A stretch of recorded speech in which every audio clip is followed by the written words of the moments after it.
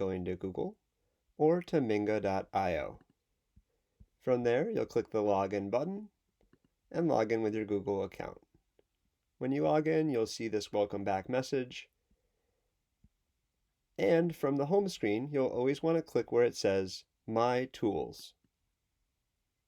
Underneath My Tools, you then click on My Class in order to access your class. From your My Class view, you can select a student and then send them to wherever they need to go with whatever pass you'd like.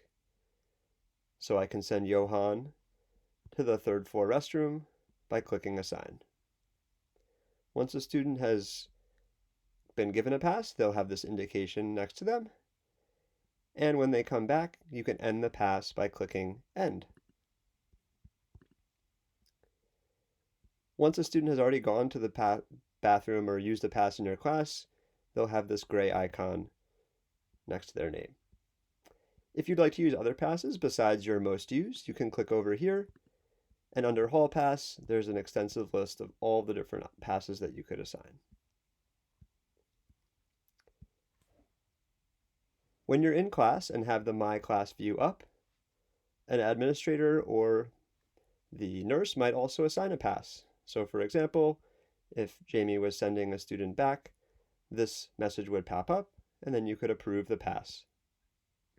If you didn't happen to be by your computer and didn't see that message, it doesn't make any big difference. It's just there as a notification when you return. And then again, once the student comes into the classroom, you can end that pass clicking the End button. From this My Class tab, you can access all of your different classes. So if you click here where it says Algebra Enrichment, you can click on My Lists Current Term, and it'll have a list of all of your classes. We freely acknowledge that these lists still need a little bit of cleaning up, and we're working with the tech department to make these lists completely accurate to your classes. But again, you can select any class, select any student, and assign passes from there. Once you've assigned passes, you can always view reports by clicking on the Hall Pass over here on the left. This Hall Pass view will also show you passes that have been approved across the entire school. We're recording this on the weekend, so there's nothing right now, but active passes will show there. If you click on the Reports button on the top, you'll be able to see all of the students who have left your class. You can see how many times they've left your class, and if you use the timing feature, how long they've been out. The last thing that might be helpful to you to get started in Minga is clicking on where it says People, to change the names of your class lists. So for example, there's a lot of classes here, but I have 2 Math 8 classes. If I click on this list of students, I can tell right away that this is my period 4 class.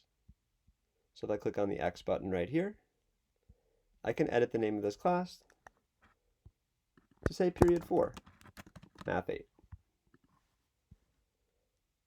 Once I do that, that will pop up right on the top. And when I go to My Tools, My Classes, you'll see that that renamed class will be right at the top of the list. So hopefully that gets you going. One last thing, if you're interested, under this tab right here, you can also deactivate classes that aren't active. So if the class doesn't have any students in it, you can click this button to deactivate it. And if classes right now are shown for later terms, you could also use this to do that. We are working with the tech department and should have that taken care of for everybody either way soon.